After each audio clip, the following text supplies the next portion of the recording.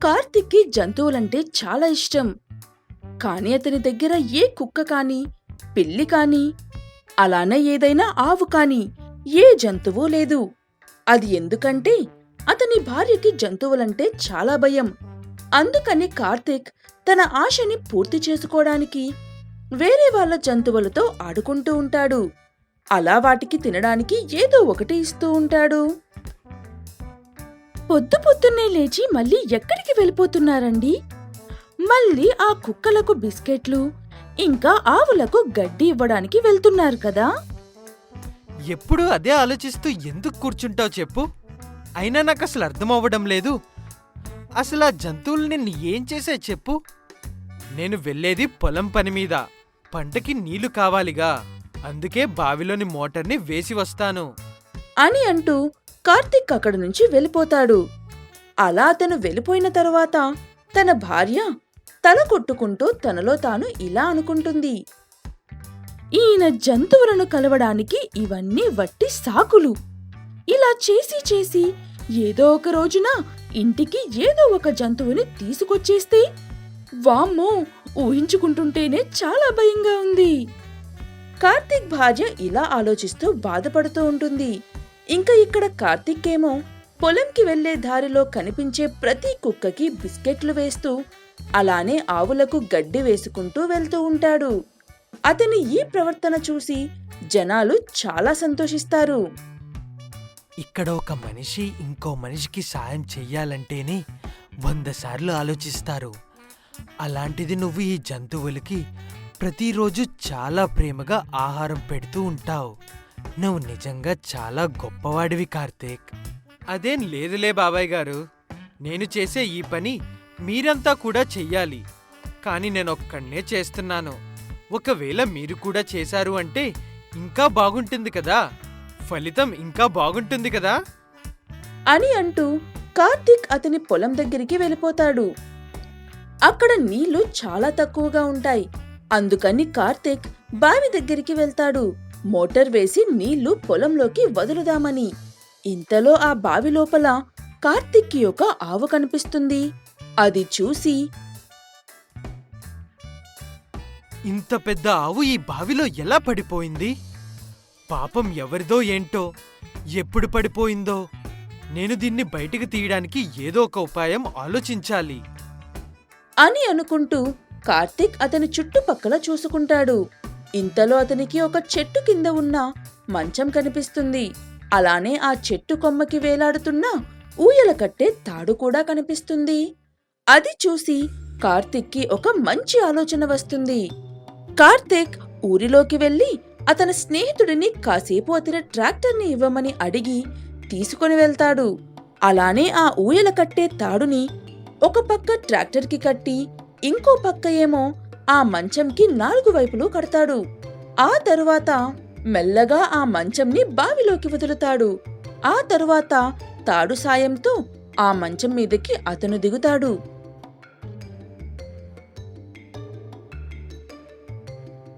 ఇటు రా ఆవు, ఈ మంచం మీదకు రా. నేను నిన్ను కాపాడుతాను, భయపడకు నువ్వు అని అంటూ కార్తీక్ చాలా కష్టపడి ఆ ఆవుని మంచం మీదకి లాక్కొస్తాడు. ఆ తరువాత మళ్ళీ ఆ తాడు సాయంతో పైకి ఎక్కుతూ వెళ్ళాలి అనుకుంటాడు.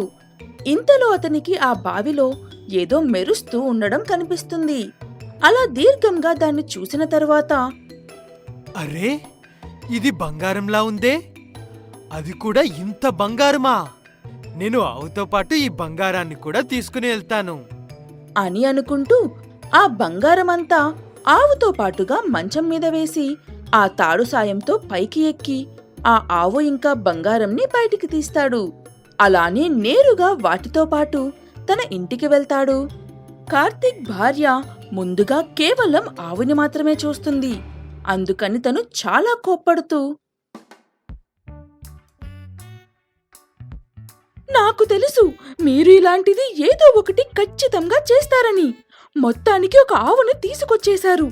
ఇప్పుడు దీన్ని మీరు ఇక్కడ నుంచి తీసుకుని వెళ్ళలేదంటే నేను మా పుట్టింటికి వెళ్ళిపోతాను చెప్తున్నాను. అరే అరే, కొంచెం శాంతించు భార్యామణి. ముందు చూడు, నేను ఈ ఆవుతో పాటు ఇంకేమి తీసుకుని వచ్చానో. అని అంటూ కార్తీక్ తన భార్యకి ఆ బంగారంని చూపిస్తాడు. అంత ఎక్కువ బంగారంని చూసి కార్తీక్ భార్య చాలా చాలా సంతోషిస్తుంది. ఆ తర్వాత కార్తీక్ తన భార్యతో జరిగిన విషయమంతా చెప్తాడు. అలా ఒక సాధారణమైన రైతు ఆ ఊరిలోనే అతి పెద్ద ధనవంతుడైపోతాడు. కార్తీక్ ఇప్పుడు కూడా జంతువులను ముందులాగానే ప్రేమిస్తూ ఉంటాడు. అందుకని అతను తన ఇంటి పక్కన జంతువుల కోసం ఇంకో పెద్ద ఇల్లు కట్టించి అందులో బోలెడన్ని జంతువులకు ఆసరా కల్పిస్తాడు. అలా రోజంతా కూడా వాటితోనే ఉంటూ ఉండేవాడు. అలా కార్తీక్ ఇంకా అతని భార్య ఇద్దరూ కూడా సంతోషంగా వాళ్ళ జీవనాన్ని గడుపుతూ ఉంటారు. కార్టూన్ షో కథలు చూసి పెరిగి పెద్దయిన యానీ ఎక్స్పెరిమెంట్స్ చేస్తూ కొత్త కొత్త పనికిరాని గ్యాడ్జెట్స్ ని తయారు చేస్తూ తన సమయాన్ని గడుపుతూ ఉంటాడు. అలా యానీ ఒక అలాంటి పనికిరాని గ్యాడ్జెట్ ని తయారు చేశాడు. అది దేన్నైనా ఎవరినైనా పెద్దది చేసేయగలదన్నమాట. కాని దానిమీద తన పని పూర్తి అవ్వకముందే ఒక దొంగ దాన్ని దొంగలించేస్తాడు. అలానే పనికిరాని వస్తువు అని అనుకుని పడేస్తాడు కూడా. కాని దాన్ని ఒక కోడి ధాన్యం అనుకుని తినేస్తుంది. ఆ కోడికి అన్నీ బానే ఉంటాయి, కాని దాని కాళ్ళు మాత్రం పొడవుగా అయిపోతాయి. అది చూసి ఊరివాళ్ళు,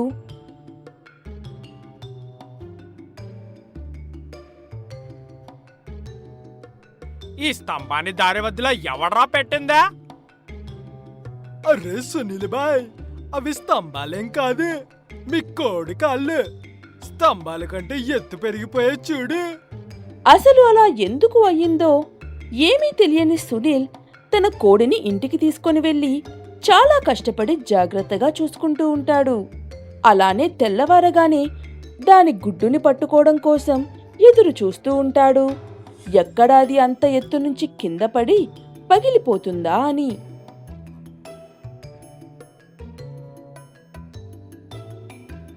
అరెర్రా, ఒక దగ్గర ఉండవే తల్లా. అసలు అనుకోనే లేదు ఇలాంటి ఒక రోజుని నేను చూడాల్సి వస్తుందనే అని అనుకుంటూ కింద మీద పడుతూ సునీల్ ఆ గుడ్డుని కింద పడనివ్వడు. కాని ఆ గుడ్డు వెళ్లి అతని మొహం మీద పడుతుంది. వాటిని అన్నీ చూసి కొంచెం ఆందోళన పడి కాసేపు ఆరామవుదామనుకుని వెళ్తాడు సునీల్. ఇంతలో ఆ కోడి ఊరిలోకి వెళ్లి అన్నీ చిందరబందర చేసేస్తూ ఉంటుంది. అంతటితో ఊరి వాళ్ళంతా కూడా అతనితో గొడవకి వచ్చేస్తారు.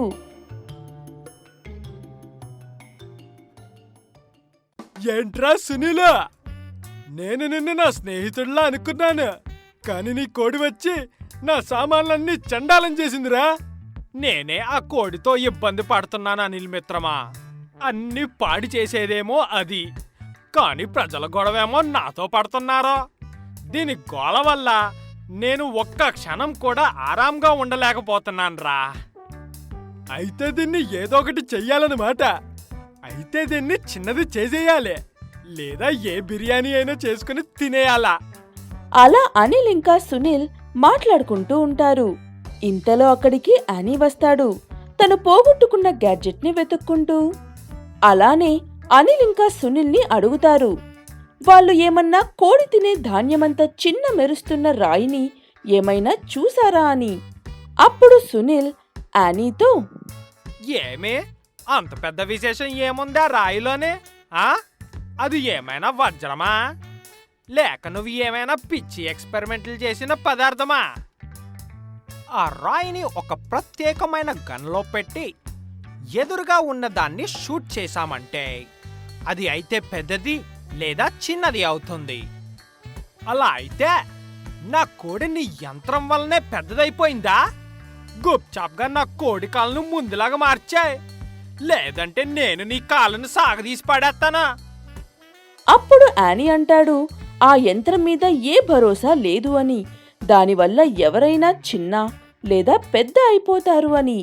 అయినా సరే ఒకసారి యానీ ఆ కోడిని పట్టుకుని దాన్ని షూట్ చేసి చూస్తాను అని అంటాడు. అలా అందరూ కలిసి ఆ కోడిని పట్టుకోడానికి వెళ్తారు. ఏం చేసినా జాగ్రత్తగా చేయరా రేయ్. ఈ గన్ ఇంకా ఎవరికైనా తగిలిందంటే వాళ్ళకి ఏ గందరగోళం జరుగుతుందో ఎవరికి తెలుసు. ఆ కోడి సునీల్ పెరట్లో గుడ్డు పెడుతూ ఉంటుంది. ఇంతలో యానీ దాన్ని షూట్ చేస్తాడు. అలానే ఆ కోడి చిన్నది కూడా అయిపోతుంది. కానీ ఆ కోడి పెట్టిన గుడ్డు మాత్రం ఆ కోడి కాళ్ళలాగా పెద్దగానే ఉండిపోతుంది. అది చూసి అందరూ కంగారు పడిపోతారు. అలానే ఆ గుడ్డు దొర్లుకుంటూ వెళ్ళి ఊరంతా తిరుగుతూ ఉంటుంది. అలానే దానికి దారిలో ఏదడ్డొస్తే దాన్ని గుద్దుకుంటూ వెళ్ళిపోతూ ఉంటుంది. యానీ అతని గన్తో దాన్ని షూట్ చేయడానికి ప్రయత్నిస్తాడు. కానీ ఆ గుడ్డు మీద ఆ గన్ ప్రభావం ఏమాత్రం పడదు.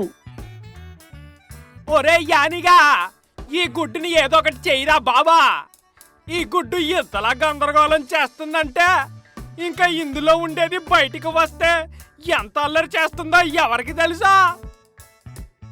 నేను ప్రయత్నిస్తున్నాను కానీ ఈ గుడ్డు మీద నా గన్ ప్రభావం ఏమీ కూడా పడడం లేదు. ఇప్పుడు మనం ఏదో ఒకటి చేసి దీన్ని పగలగొట్టాలి అని అనుకుంటూ ఏదోలా కష్టపడి ఆ గుడ్డుని అనిల్, సునీల్, యానీ కలిసి మొత్తానికి పగలగొట్టేస్తారు. ఆ గుడ్డు లోపల ఒక చిన్న కోడిపిల్ల ఉంటుంది. ఎవరైతే ఇప్పటి వరకు గుడ్డులో ఉండి ఊరంతా కూడా తిరిగేసిందో ఆ కోడిపిల్ల చూడడానికి చాలా అందంగా ఉంటుంది. కానీ అది చాలా బలమైనది, ఇంకా అల్లరిది. అందుకే గుడ్డులో నుంచి బయటికి రాకముందే అంత అల్లరి చేసేసింది అది. సరే అయితే మరి నేనింకా వెళ్ళొస్తాను. ఇందులో నా తప్పు ఇంకా నేను చేసింది కూడా ఏం లేదమ్మా. టాటా, బాయ్ బాయ్, అయిపోయింది ఇంకా అని అంటూ యానీ అక్కడ నుంచి వెళ్ళిపోతాడు మెల్లగా.